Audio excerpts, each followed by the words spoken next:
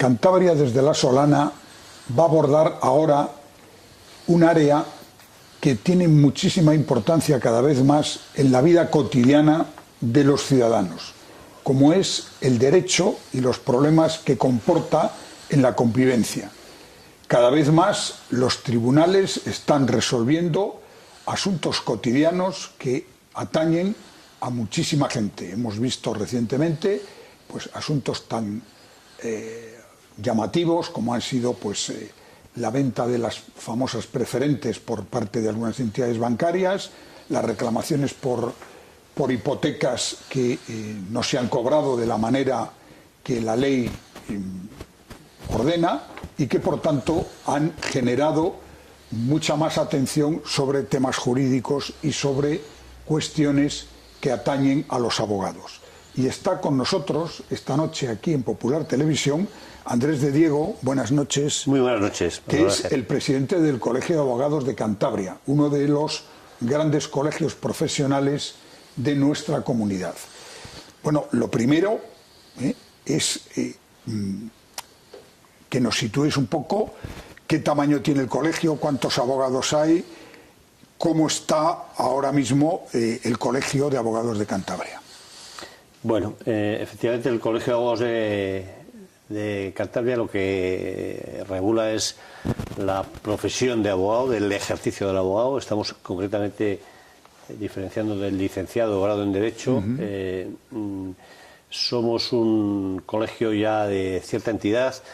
Tenemos del orden de los 1.230 abogados ejercientes.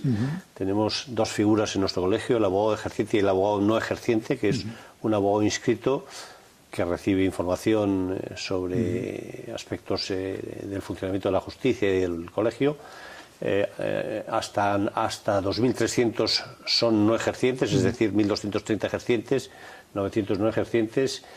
Y bueno, el colegio se dedica a aspectos básicos de la prestación del servicio público del turno de oficio. El resalto en el servicio público del turno de oficio es una de nuestras funciones y misiones más trascendentales, pero regula aspectos de la profesión relativos a la deontología profesional, que también es una función que se nos asigna en el Estatuto General de la Abogacía Española, aspectos relativos a los honorarios, no porque nosotros tengamos criterios, sino porque la ley nos obliga a emitir informes cuando nos lo pide un juzgado en una tasación de costas, aspectos relativos a la formación en la que estamos siendo muy insistentes desde que tomé posesión, ampliando la formación para que los abogados, en definitiva, un aspecto muy amplio de funciones que nos requieren de mucha actividad.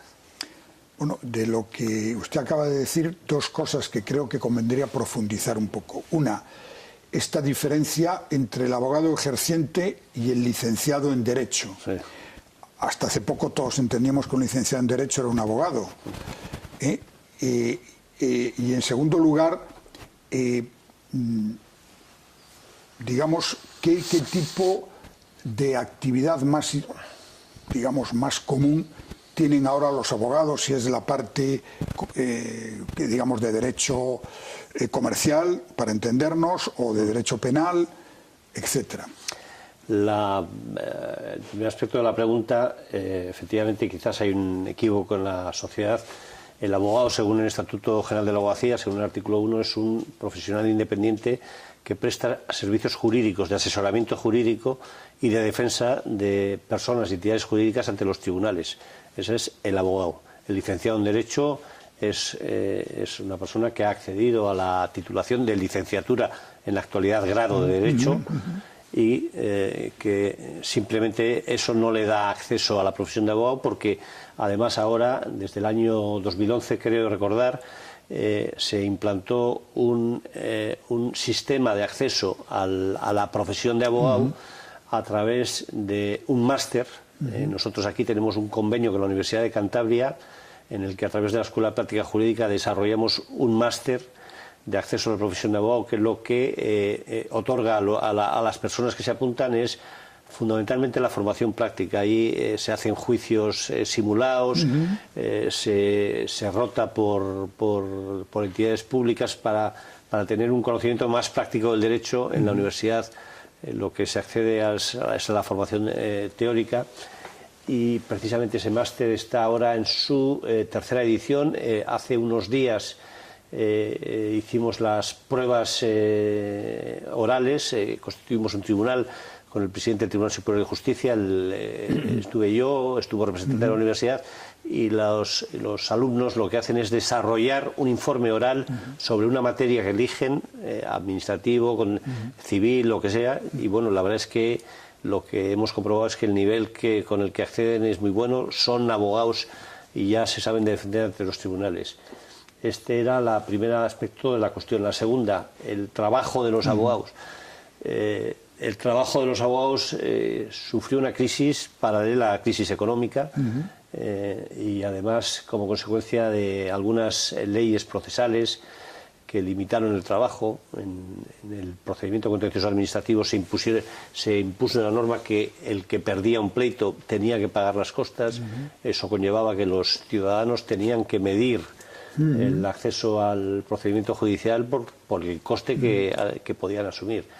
Entonces, bueno, ahora parece que podemos estar en una fase de recuperación, y ha cambiado el mundo del procedimiento judicial. Antes veíamos muchos procedimientos de seguros, reclamaciones de seguros, indemnizaciones de accidentes de tráfico, tal. El mundo del seguro parece que ahora lo gestionan directamente las aseguradoras y evitan ir a los procedimientos judiciales, y el procedimiento estrella ahora son los procedimientos relativos a las reclamaciones contra entidades financieras derivadas de préstamos de toda índole, de productos bancarios complejos, que ha llevado a crear, en la introducción te referías a ello, un juzgado especializado en productos de cláusula suelo y condiciones generales de la contratación en materia bancaria. Tenemos un juzgado especializado que el otro día hablaba yo con el magistrado titular.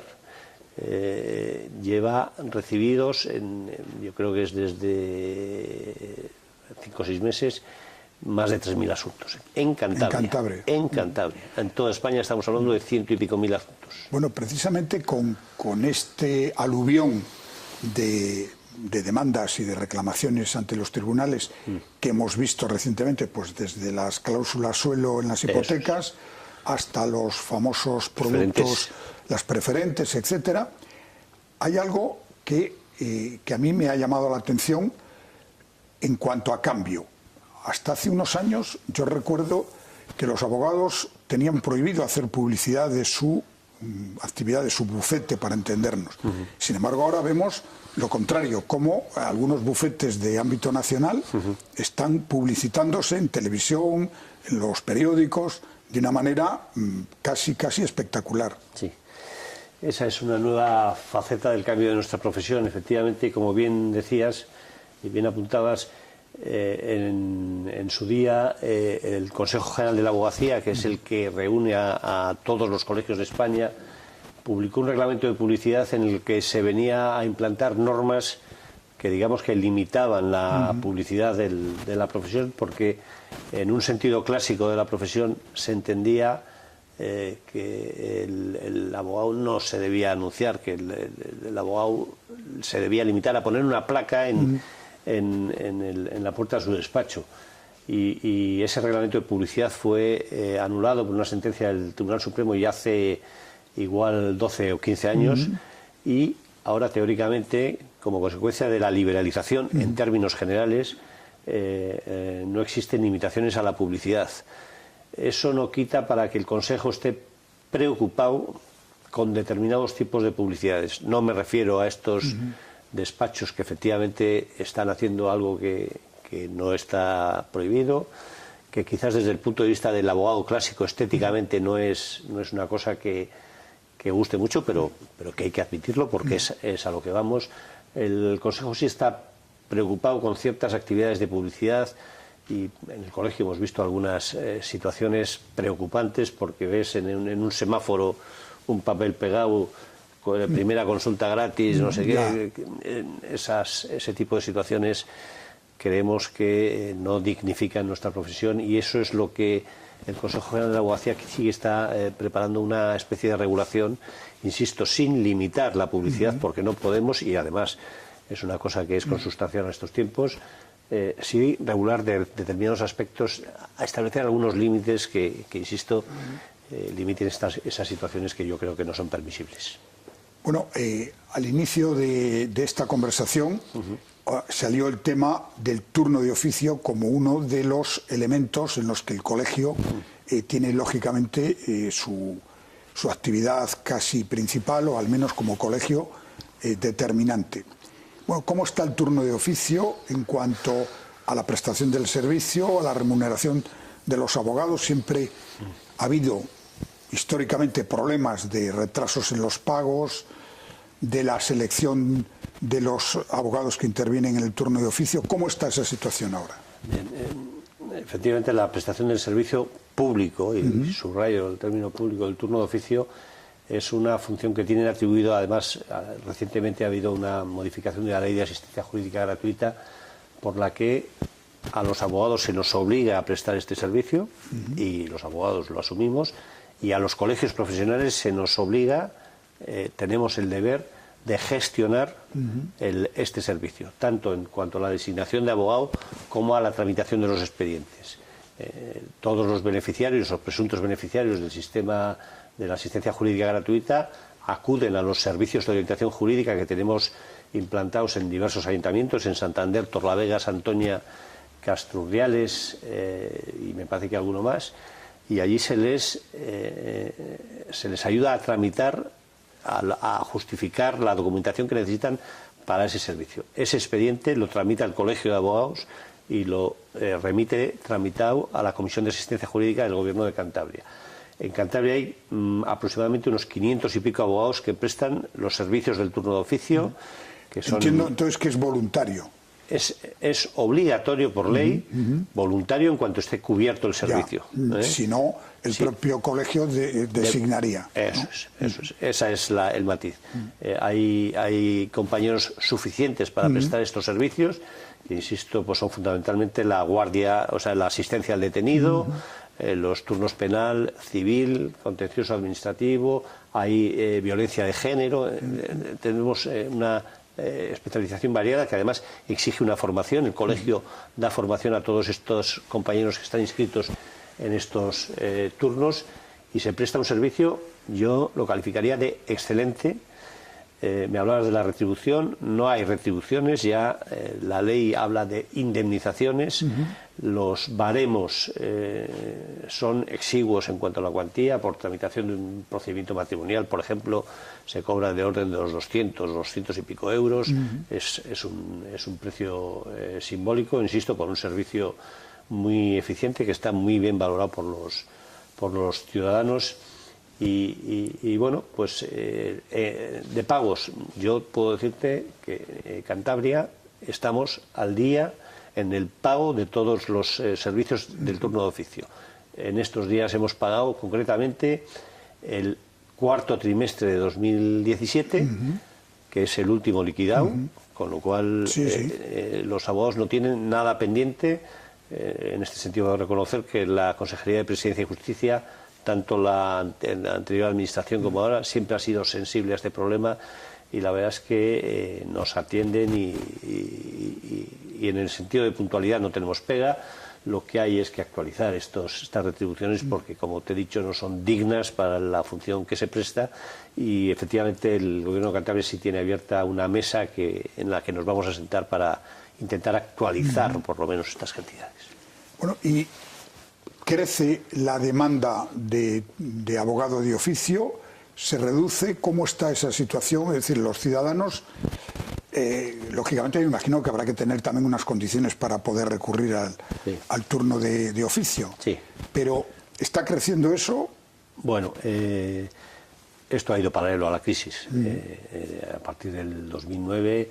el incremento de expedientes fue notabilísimo. La gente que acudía al servicio de orientación jurídica, concretamente en Salesas, había auténticas colas, hasta el punto que tuvimos que regular por números de asistencia diaria. Pero la crisis parece que remite y parece que estamos en otra situación. En concreto, este último año le hemos tramitado 7.230 expedientes de justicia gratuita, que es una reducción importante respecto del año pasado. Es decir, la crisis ha producido que lo mismo que se incrementaron los expedientes en la situación de crisis, ahora se está reduciendo notablemente. Bueno, parece que hay una situación que me imagino es absolutamente legal, pero no deja de ser curiosa, como es la situación en la que están concretamente las localidades como Castrurdiales, como Laredo, en la que cada vez se nota más que son abogados de Vizcaya los que están ejerciendo ahí en los juzgados, como con una reducción de la presencia de los abogados cántabros. Esto me imagino que es legal, pero ¿hasta qué punto eso preocupa en el colegio? Bueno, es una situación que ya viene de muchos años. La ley de colegios profesionales estableció la colegiación, que antes no era así. Antes tú estabas colegiado en Cantabria y podías ejercer en Cantabria. Y para ejercer en otra localidad tenías que obtener una habilitación profesional, o sea, tenías que tramitar esto. Con la ley de colegios profesionales esta situación se liberalizó. Todos los profesionales, no solo los abogados, estando colegiados en un colegio, tienen libertad para acudir a cualquier otro tribunal. Y efectivamente lo de Castrurdiales, la presencia de compañeros de Vizcaya es muy, muy importante, sobre todo en Castrurdiales. Preocupación, pues la preocupación lógica por la cantidad de trabajo que se reduce. Pero insisto, el tránsito de abogados de Cantabria hacia Vizcaya o hacia otras provincias, ahora los abogados nos movemos muchos y si un cliente quiere que le lleves un asunto en Palencia, pongo por caso, pues vas a Palencia, no hay inconveniente. Bueno, y otro de los fenómenos que lo hemos abordado antes, así un poco de manera superficial, es el de estos nuevos grandes despachos que se publicitan mucho para llevar además asuntos muy concretos, como ha sido el de las preferentes o el de las cláusulas suelo, etcétera. ¿Eso está afectando en Cantabria? ¿De qué manera?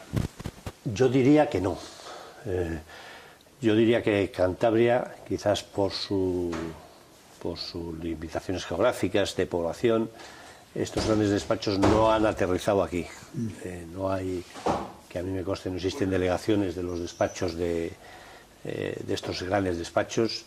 Si es caso, habrá colaboraciones puntuales que el despacho llamará a un abogado de aquí y le retribuirá el que vaya un día a un señalamiento judicial, pero eso aquí no ha afectado. Los despachos de Cantabria están llevando estos asuntos con normalidad y yo diría que eso aquí no es un problema.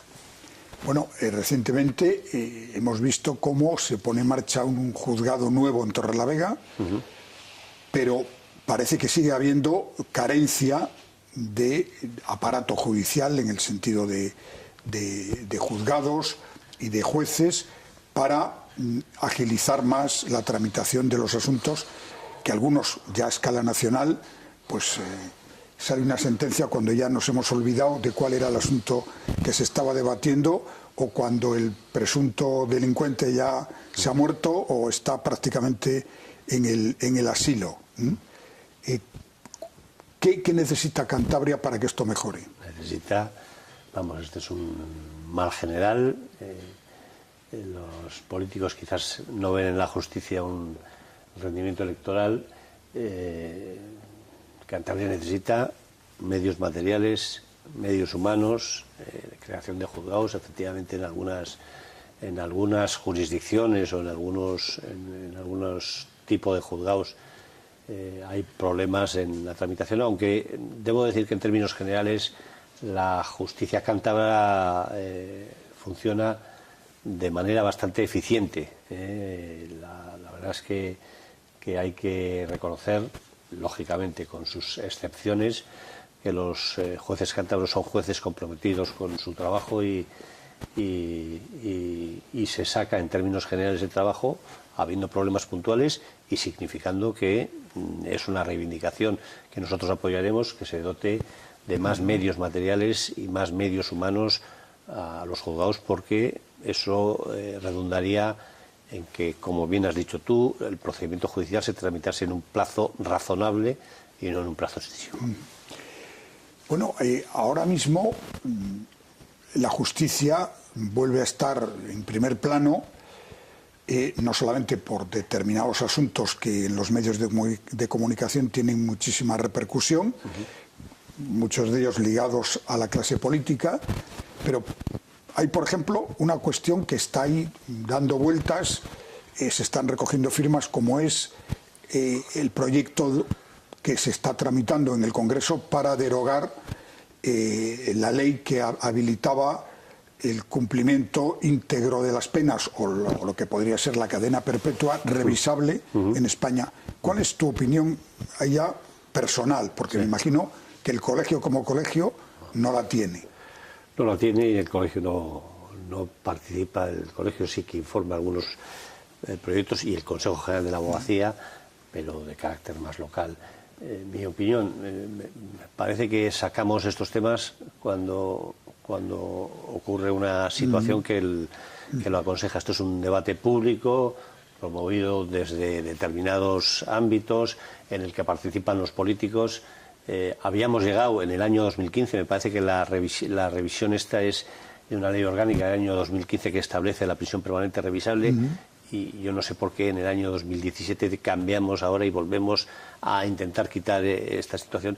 La verdad es que son situaciones que a mí se me escapan como jurista, insisto, no veo yo la vocación de toda norma jurídica es la permanencia y no tiene sentido que si en el 2015 habíamos llegado a un consenso social y público de que la prisión permanente revisable en determinados supuestos que todos hemos vivido era una solución a efectos penales, que ahora se cambie. No llego a alcanzar el porqué de este cambio.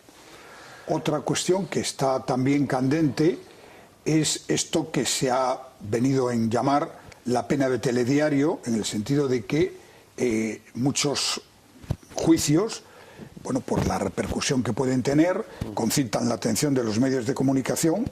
Acabamos de asistir al famoso de Diana Quer en Galicia, y hace que muchas personas, antes de ser juzgadas en los tribunales, ya prácticamente hayan sido juzgadas en la plaza pública, puesto que ahora la televisión, los periódicos e Internet son la antigua plaza pública puesta al día con las tecnologías. ¿Cuál es su opinión sobre esto? Pues me has hecho una pregunta que lleva consigo creo que una opinión personal. El Consejo General de Abogacía organiza precisamente en la Universidad Internacional de Menéndez Pelayo todos los años en verano, hacia el mes de julio, un curso que se llama Presunción de Inocencia y Juicios Paralelos, en el que participan gente de entidad del ámbito de la justicia, del ámbito de los medios de comunicación, pues para poner en común estas experiencias, que efectivamente lo que ocurre es que la sentencia llega por los medios de comunicación y eso a la persona le limita el derecho a la defensa cuando le acusan o en la acusación. Este es un problema que yo no creo que sea fácilmente resoluble, porque los medios de comunicación tienen su función y efectivamente tienen que tener presencia en estos asuntos, pero sí sería recomendable que la justicia, que es ciega, pudiese abordar los problemas sin esa influencia social derivada de las noticias que salen de estos asuntos. Pues muchísimas gracias, Andrés de Diego, presidente del Colegio de Abogados de Cantabria. Decano. Nosotros sí, la denominación es decano. Sí, como en algunas universidades también, cada facultad tiene un decano. Pero el equivalente es el presidente. Pero en efecto, el término es decano del Colegio de Abogados de Cantabria. Pues muchas gracias. A vosotros. Y buenas noches. Muy buenas noches.